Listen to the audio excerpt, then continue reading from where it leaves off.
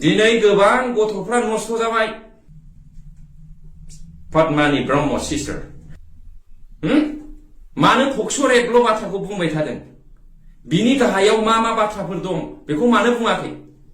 आच्छा रायजोफोर आं मोनसे खोथा फोरमायहरनो सानदों पद्मानि ब्रह्म सिस्टार बे भिडिअ'आ नोंथांनि थाखाय स्पेसियेलि नोङो आंखौहाय ओरैबायदि बुंदों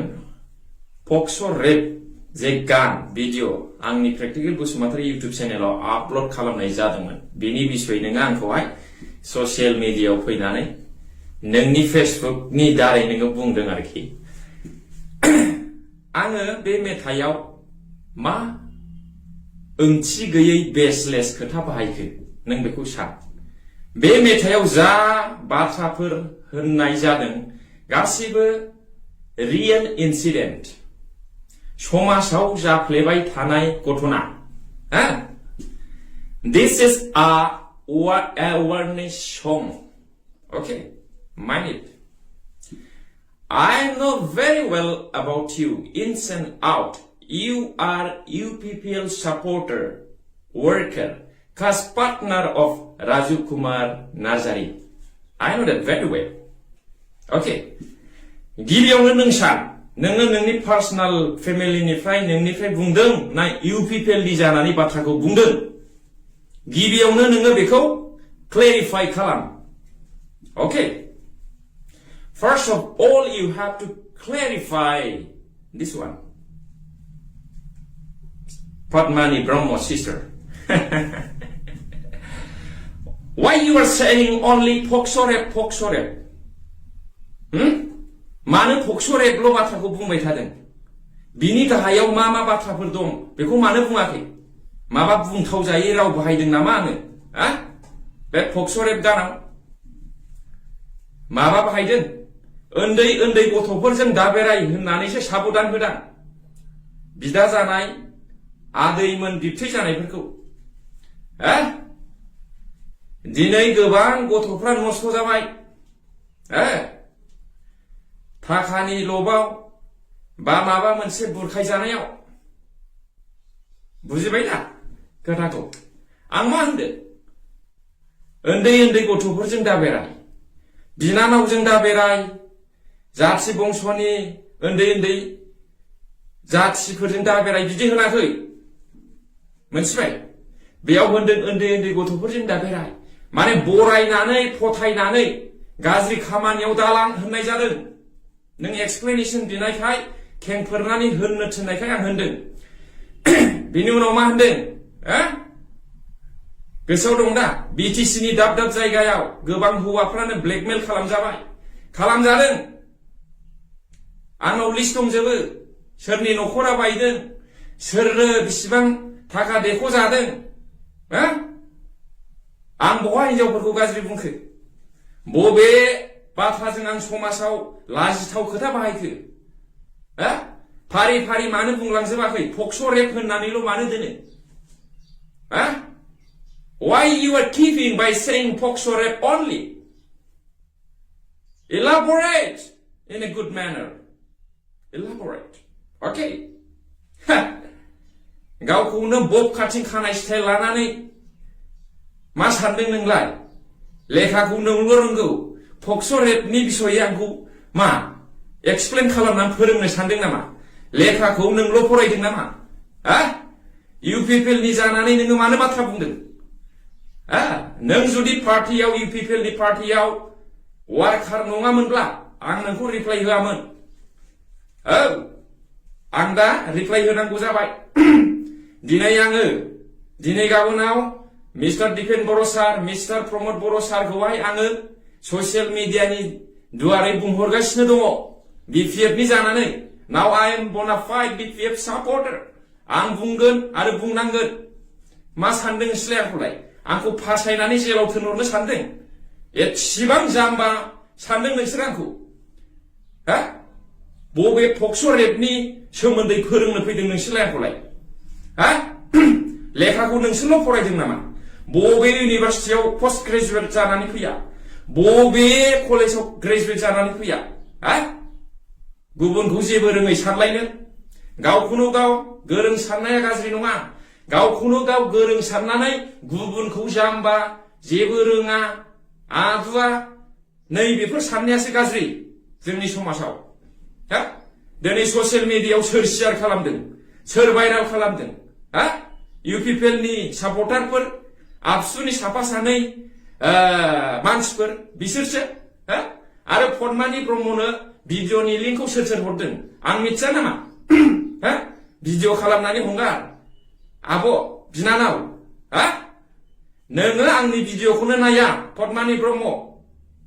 U are modern style I know that very well बर' हारिनि सोर एक्टरनि सोर शर्ट फिल्मनि बबे भिडिअखौ नायनानै सापर्ट होबाय थायो नोंलाय दिनै इउपिपिएलनि जानानै मा बाथ्रा बुंनो फैदों आंखौलाय फक्स' रेप होननानै थाबा जागोन नामा हा फक्स' रेपआ माब्ला दिहुनजानाय फक्स' रेपआव माब्रै मा केस जायो हा बेखौ आं मिथिया नामा आरो बड'लेण्ड बुब्लि इउपिपिएलनि सापर्टार फेसबुक सालायग्रा इउटुब सालायग्रा नोंसोरो जार्नालिज्मआव मोजाङै कर्स खालामनानै फै माइनिक जार्नालिज्मआव मोजाङै बोसोरनै कर्स खालामनानै फै मोजाङै निउस चेनेलखौ सालाय निउस चेनेल सालायनोब्ला जार्नालिज्मआव ओंखारनोब्ला जार्नालिस्ट जानोब्ला इथिक्स थायो इथिक्स जार्नालिज्मआवबो अके आंखौ एथ' जाम्बा दा सान नोंसोरो अके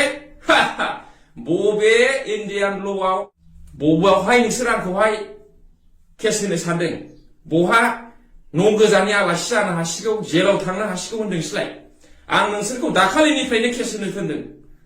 दाखालि आङो बिपिएफआव सापर्ट होनो ओंखारजेननायनिफ्रायनो आं नोंसोरखौ केस होनो थिनदों हायोबा हो जेबो नङा आंनि जिउनि थांखिनि डायरियाव 10, 12, 20 बार केस जानाय जानांनाय लिरनाय दंखायो सैथोखौ बुंगोन सैथोखौ मावगोन रावखौबो गिनानै फासयनांगौनि दरखार गैया मा होनदों फक्सरे सोर सोर इउटुबार सोर सोर फेसबुक खालामदों सोरबा फलोवार्स गैया सोरनाबा कन्टेन्टआनो मालायनिखौसो खालामखायो बिसोरसो होदों आंहा बेयाव मा बुंनांगौ दङ नोंथांमोना आंनि बे फक्सरेप गानखौ एसेबां दुखु मोनदोंब्ला बर' हारिनि गेजेराव गोबांथार गान ओंखारबाय हा मडार्न लंथं मडार्न जुग बेखौ माने एक्सन लायाखै नोंसोरलाय लंथं मडार्न जुग गान दं बिनि उनाव मोनसे आदिबासि स्टाइल गान दङ साहानि न'आव हाबफै हाबफै आइबो गैया आफाबो गैया हाबफै हाबफै मा बुंनाय जादों नोंसोर माने एक्सन लायाखै आंखौ एक्सन लानांगौ प्रेक्टिकेल बसुमतारिया बिपिएफनि सापर्टार जाबाय बिपिएफनि मानसि जाबाय फिसा फिसौ बेखौहाय इलेक्शननि सिगाङावनो दानो फासायनानै जेलाव सोनांगौ थारमाने ब्लेकमेलिं खालामनांगौ नामा हा बेसेबां आर्टिकेलाव केस होजायो बेलाय बेसेबां इन्डियान कनस्टिटिउसननि धारायाव केस होजायो बेलाय फक्सरेप सोदोबखौ आं गानावहाय सोफानानै खननो मोनै बबे आइन दं बहा लिरनाय दं केस होमारगोन नामा नोंसोरलाय होदो आङो एसपिखौ थानानि असि आइसि फोरखौ साब इन्सपेक्टरफोरखौ इंलिशनि बुजायहरनोसै भिडिअ'आथ' आंनाव दं दिनै गाबोन आङो एथ' रिप्लाइ होनांगौनि टाइम गैया मैयानो रिप्लाइखौ होगौमोन आङो नाथाय आङो आंनि बिजनेसनि खामानियाव बेस्थ'मोन सानसे मोनानानैसो सफैदों रुमाव मिथिबाय बड'लेण्ड बुब्लि सानै हयै डिसक्रिपसनाव बा बे माबाफ्राव टाइटेलफ्राव लिर आङो बन सुइ होनानै थांखि सुजुनाय मानसिसो जेल जानांनाय बे माबा मोनसे सैथो बुंनानै जेलाव थांनांनाय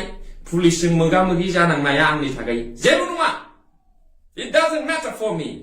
this is practical बसुमतारि आंनि नामा प्रेक्टिकेल नङा दे आं लानायसो 2009आवनो लादों बे नामखौ प्रेक्टिकेल